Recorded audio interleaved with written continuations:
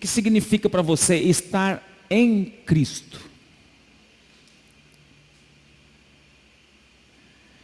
O que significa para nós estarmos em Cristo? Não é estar na igreja, não, é estar em Cristo.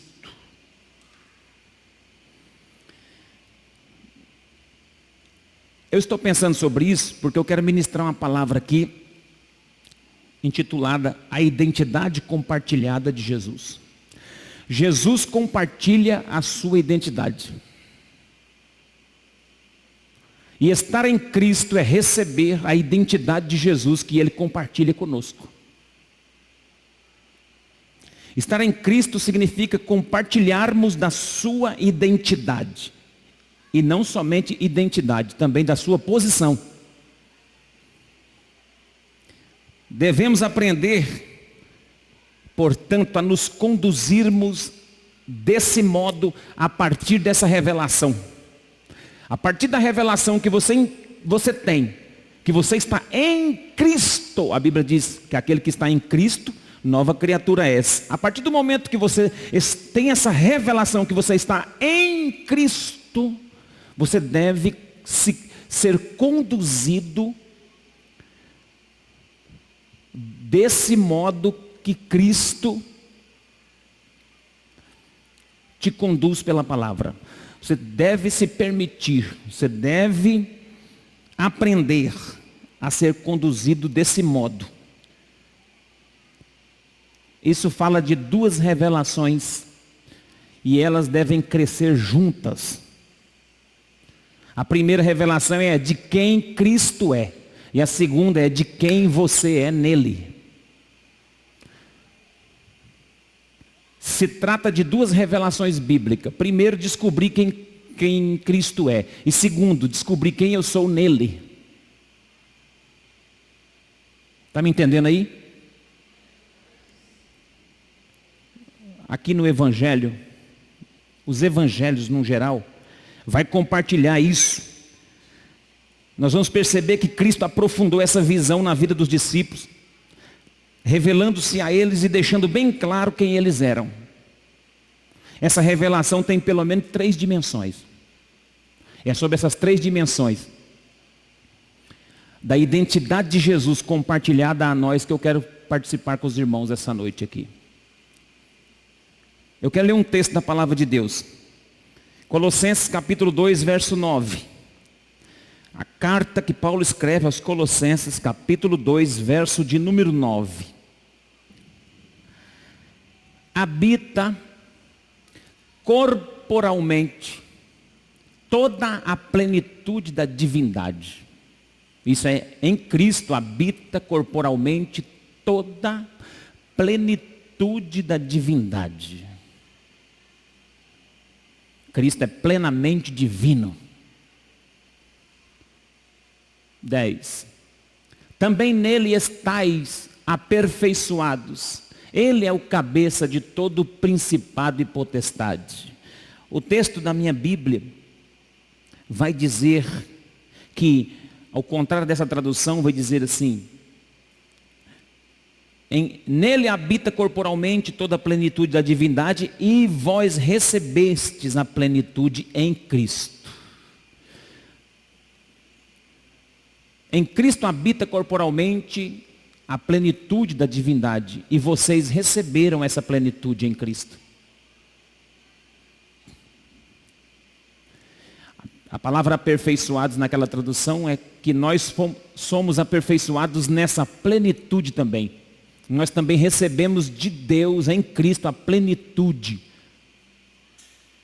de Cristo. Então nós estamos em Cristo. Amém?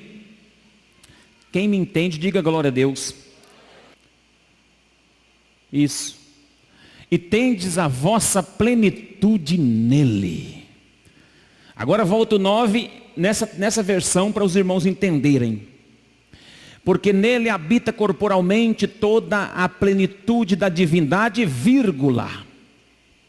E aí continua. E tendes a vossa plenitude nele, que é o cabeça. Amém? Em Cristo habita toda a plenitude da divindade. E vós também estáis nessa mesma plenitude. Você está na plenitude em Cristo. Você é pleno em Cristo.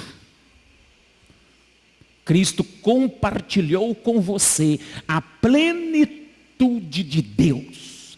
Cristo compartilha aquilo que é próprio dele. A identidade de Cristo é compartilhada com a igreja, com aquele que crê, com aquele que aceitou a Cristo, com aquele que é nova criatura, recebe esse compartilhamento da identidade corporal, da divindade de Cristo, irmãos. Você recebeu algo poderoso de Deus. A plenitude de Cristo está em você. Ele compartilhou da identidade dele contigo. A partir desse princípio, nós vamos entender algumas dimensões, pelo menos 3 aqui hoje, que foram compartilhadas com Cristo para com a nossa vida. A primeira é a revelação da grandeza. Cristo é grande e Ele revela a sua grandeza com os seus. Ele revelou a grandeza dele a nós. Vamos ver na Bíblia. Jesus sempre colocava os discípulos em situações que revelavam a sua grandeza.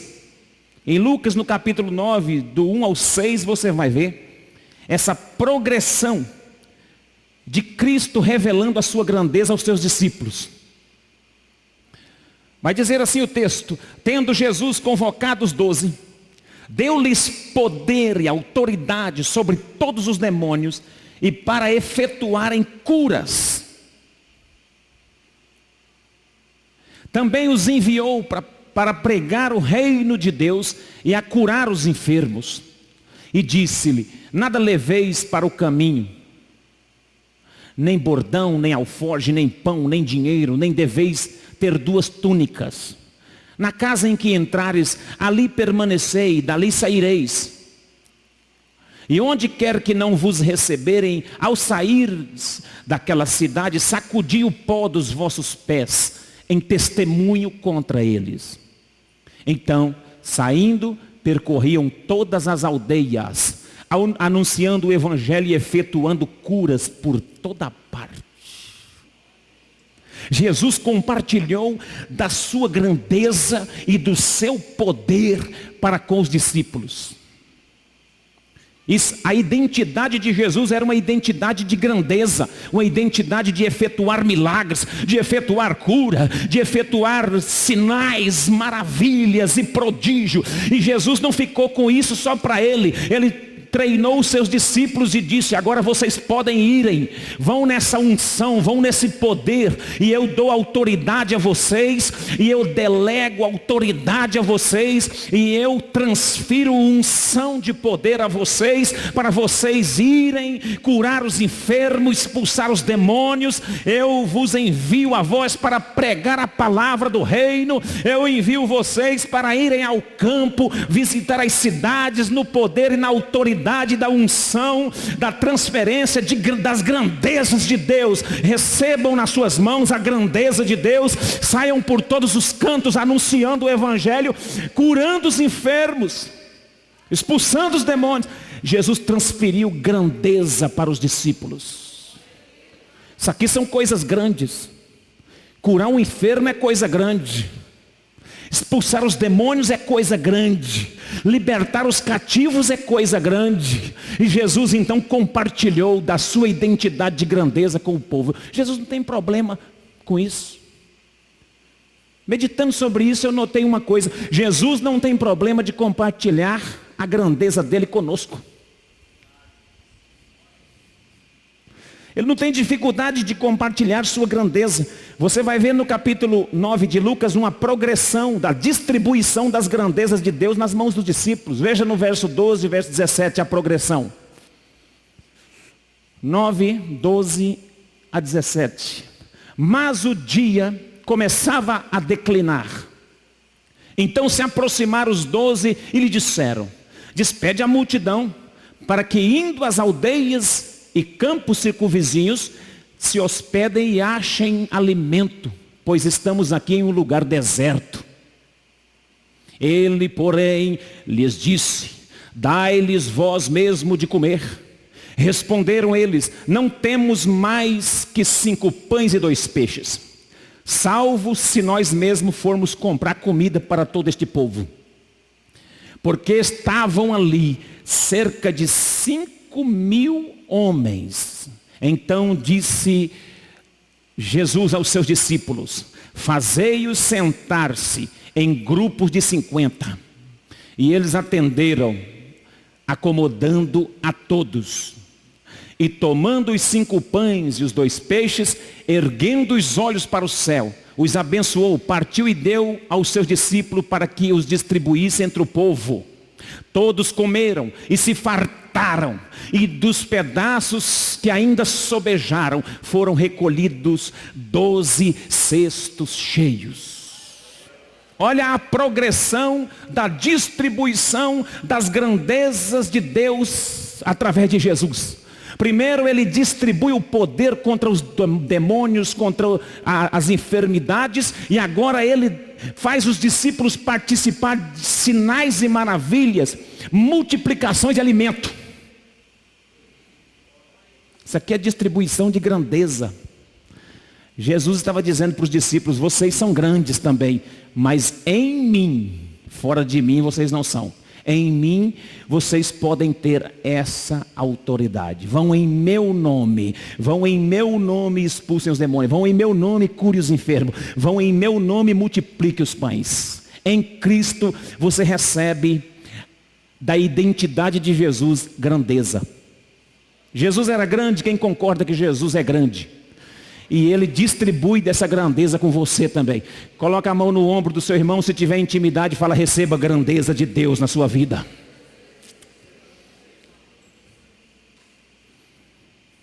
Aleluia.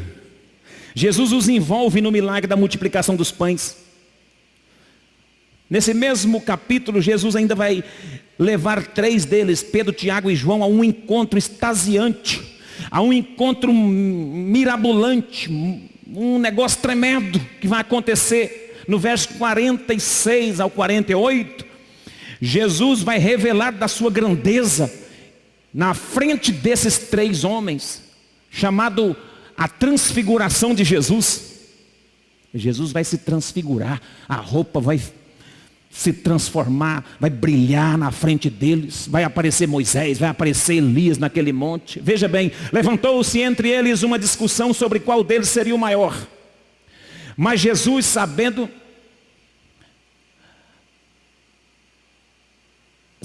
o que passava no coração, tomou uma criança, colocou junto a si e lhe disse: quem receber esta criança em meu nome, a mim me recebe, e quem receber a mim, recebe aquele que me enviou, porque aquele que entre vós for o menor de todos, esse é o que é o grande. Aqui está o grande segredo da grandeza de Deus. Jesus revela a sua grandeza para eles curarem os enfermos, expulsar os demônios, para eles multiplicarem pães, participarem da multiplicação. Jesus revela na vida de Pedro, Tiago e João a grandeza no monte das transfigurações. E depois de toda essa revelação de grandeza, sabe qual é o entendimento deles? Eles começam a discutir. Quem será de nós aqui que somos o maior no reino? Entre eles uma discussão para ver quem é o maior. É aquele tipo que você conhece. Uma discussãozinha para ver quem é o presidente da Câmara. Para ver quem é o chefe. Nós temos uma síndrome de querer mandar nos outros. Nós temos uma síndrome de querer ser maior do que o outro. E tem gente que é tão forte nisso que para ser maior ele começa a pisar nos outros e querer subir os degraus. Eles não eram diferentes, os discípulos estavam querendo saber quem era o maior. Jesus distribui sua grandeza, revela sua grandeza, não tem problema com distribuição de grandeza, mas agora Jesus explica para eles como funciona essa grandeza no verso 46 ao 48. Em outras palavras, Jesus está querendo dizer o seguinte: Para ser grande tem que ser pequeno. Quer ser grande? Eu não tenho problema com você ser grande. Jesus não tem problema com ninguém ser grande. Jesus até distribui grandeza. Ele revela a sua grandeza. Ele compartilha da grandeza dele conosco. Só que a grandeza de Deus em nós é quando nós entendemos o princípio da humildade. Para ser grande tem que ser pequeno. Essa semana eu estou querendo tirar uma música aqui. Ver se a gente dá conta dessa música. Eu escutei essa música, ela não é nova não. Mas é uma música que me chamou muita atenção. Ela vai dizer assim, eu acho que ela é da Sara Farias. O nome dela é Sobrevivi. Ela vai dizer assim, eu aprendi a ganhar, perdendo, aprendi a crescer, subir, descendo, e por aí vai. Eu não sei se tem ela aí, depois se quiser colocar ela. Só sei que no final ele diz assim, tem coisa boa chegando. Sabe, João Batista entendeu isso. João Batista perguntaram, João, você é o Cristo, o Messias que havia de vir? Ele falou, não, eu não sou digno de desatar a sandália dos pés dele. Eu sou somente uma voz que clama no deserto. É necessário que ele cresça e eu diminua. Quer ser grande em Deus, irmão? Pratique o princípio da humildade. Seja humilde. Seja o menor, serve o seu irmão, que você vai ser grande diante de Deus. Ele não tem problema de distribuir da sua identidade. A identidade de Cristo, a identidade grande, de grandeza de Jesus, é porque Ele era grande, poderoso, dono do trono de todas as coisas, Senhor dos senhores. Mas Ele abriu mão do seu trono, da sua grandeza, e se humilhou, habitou entre nós, cheio de graça, cheio de verdade. Isso que é grandeza. Uma igreja grande é uma igreja cheia de gente humilde. Não é igreja cheia de pessoas, não. É uma igreja cheia de gente quebrantada, humilde. Isso é igreja grande. Você quer ser um crente grande? Não tem problema com Deus em você ser um crente grande na presença dEle, não. Mas um crente grande na presença dEle. Está lá o verso 48. Coloca para nós aí, irmão. A última frase. Que entre vós for o menor de todos, esse é que será o grande. Você quer ser grande? Seja o menor de todos. Davi prefigurou o Cristo, sabe por quê? Porque Davi foi ungido rei quando ainda era um adolescente, um jovem, de aproximadamente 17, 18 anos. E ele esperou mais uns 13 a 14 anos para se tornar rei. Esse período de 12, 13, 14 anos, ele já era ungido, foi consagrado na frente dos irmãos. Sabe o que Davi ficou fazendo? Levando comida para os irmãos no campo de batalha. Levando farofa, levando queijo, recado. Já era rei, já era ungido de Deus para ser rei em Israel. Mas continuou sendo pastor de ovelha, menino de recado do pai para os outros que estavam no quartel, no exército. Foi tocar a harpa para Saul, para expulsar demônio de Saul, quando Saul estava nervoso com a guerra, endemoniado. A Bíblia diz que manifestava demônio no rei.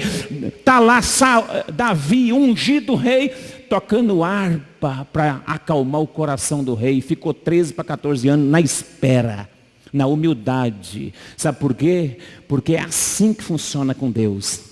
A unção de grandeza na nossa vida é quando nós entendemos que nós precisamos servir, que precisamos ser o menor. Em nome do Senhor Jesus eu profetizo sobre sua casa, sua vida. Não queira ser arrogante, não queira ser prepotente, não queira ser o que você não é. Seja aquilo que Cristo compartilhou com você, seja aquilo que Cristo sonhou para você. Seja uma pessoa crente, humilde, simples, porque Deus vai te honrar na terra.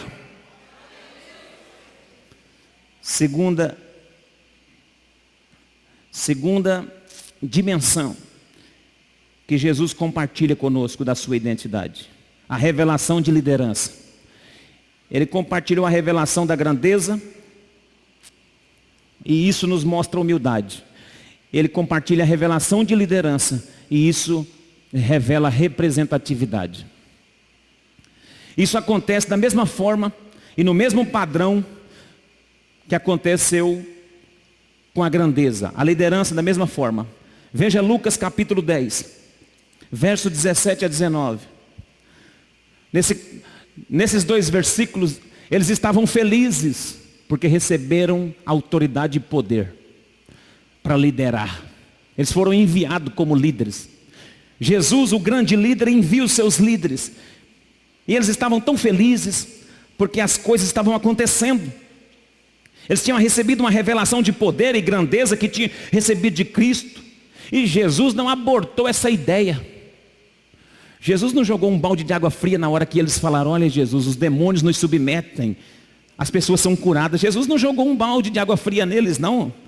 Jesus concordou com isso. Foi para isso que Jesus os enviou. Mas só que Jesus então agora, na revelação dessa liderança representativa, Jesus ensina o princípio e a motivação. Jesus envia e compartilha com você a liderança dele. Mas ele quer saber o que nós vamos fazer com essa liderança para representá-lo.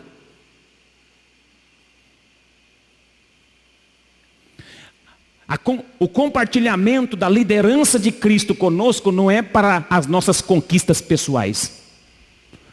É para representá-lo na terra. Vou repetir.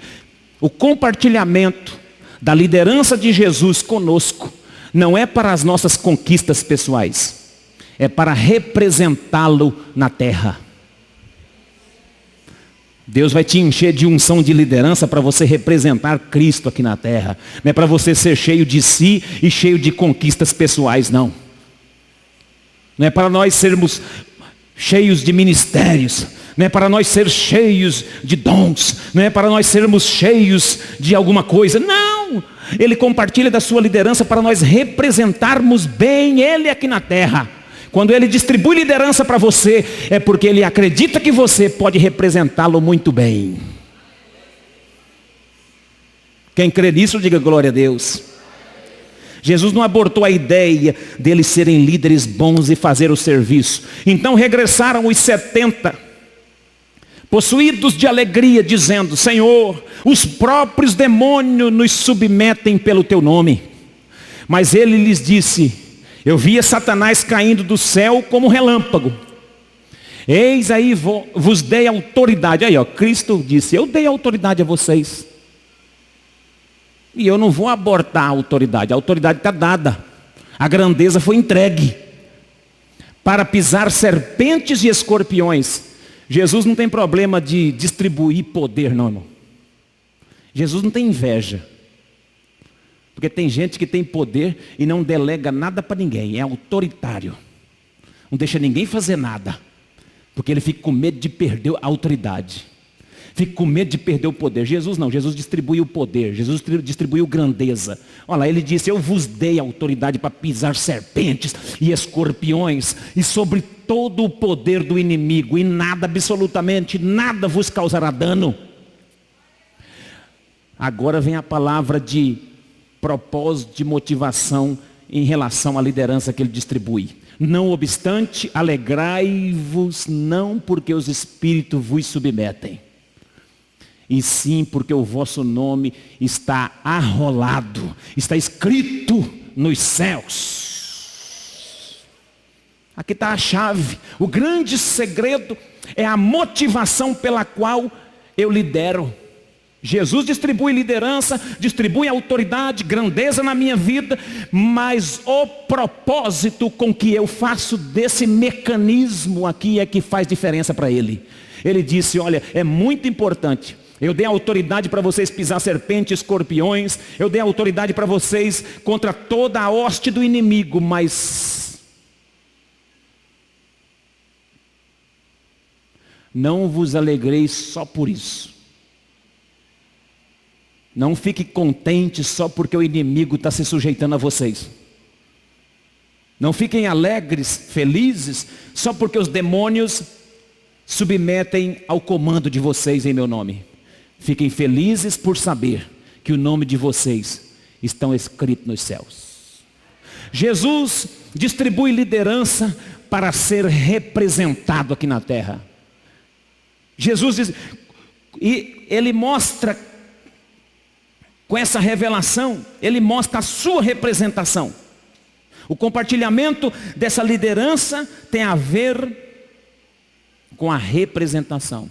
Qual é a motivação do seu coração para liderar uma célula? Qual é a motivação da sua vida para liderar seu casamento? Qual é a motivação do seu coração para liderar o seu trabalho? Qual é a motivação do seu coração? Qual é o propósito de Deus? Lá na empresa que você trabalha, Deus te deu poder e autoridade para você fluir naquele lugar. Qual é a representatividade de Deus através da sua vida naquele lugar? Como Deus é representado através de você naquele lugar? Isso é liderança. Liderança não é só chegar aqui no culto, dar uns 3 glória a Deus aí, ou ir na célula de vez em quando, não. Liderança é representar Ele bem. Ele te deu autoridade para você liderar em nome dEle. E em todos os lugares que você for, você vai representar Ele. Como Ele está sendo representado por você através da sua liderança pessoal? Qual é a nossa atitude? A motivação do nosso coração em relação a isso? E por último, ele revela a grandeza, revela a liderança. A grandeza tem a ver com humildade, a liderança tem a ver com representatividade. E ele revela a realeza. A realeza. Ele compartilha da sua realeza conosco. E aqui é um pouco diferente o entendimento, por quê? Porque a realeza de Jesus tem a ver com amor. Essa é uma revelação invertida. Faz parte do reino invertido que Jesus implantou na terra. Porque o reino de Deus é antagônico aos nossos pensamentos. Para nós aqui, subir é subir. Mas no reino de Deus, subir é descer. Porque o reino de Deus em relação ao reino do mundo é invertido. Ele disse, não, vocês não ouviram o que disseram os antigos? Em relação a perdoar. Ele disse assim, eu vou além. Eu digo não somente perdoar, amar os que vos perseguem. Não é só para perdoar os que vos maltratam, não. Amem os vossos inimigos. O reino de Deus é um reino invertido. E essa revelação da realeza para nós ela é invertida. Por quê? Porque o que se esperava de um rei naquela época? Se esperava de um ditador benevolente. Eles aguardavam um líder que fosse bom, benevolente, um ditador, um organizador de reino, que fosse lutar por eles politicamente para ganhar. Chegou um rei, nasceu numa manjedoura emprestada, entrou em Jerusalém num jumentinho emprestado. A cruz não era dele, era de outro que ia morrer lá, que era maior do que ele, era do Barrabás. O túmulo que ele foi enterrado não era dele, tudo emprestado. Esse era o rei, é o rei que visitou. Tudo invertido, a revelação do seu amor.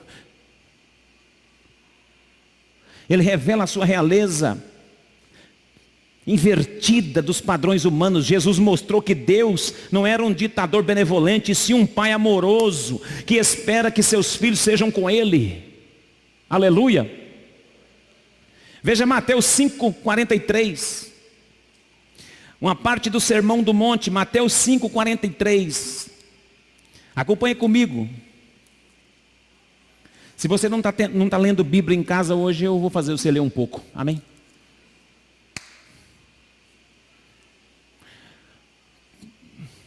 Posso ouvir um glória a Deus? Ouvistes o que foi dito? Amarás o teu próximo e aborrecerás o teu inimigo? Eu, porém, vos digo, amai os vossos inimigos e bendizei os que vos maldizem. Fazei bem aos que vos odeiam e orai por aqueles que vos maltratam e vos perseguem. Agora vamos ao verso de número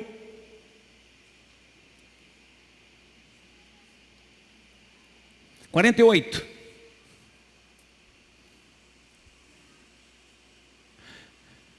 Sede vós, pois, perfeito, como é perfeito o vosso Pai que estás nos céus. Amar inimigo. O rei que veio revelando a figura de um pai. Não veio revelando a figura de um político. Ele compartilhou a sua realeza como um pai cuida dos seus filhos.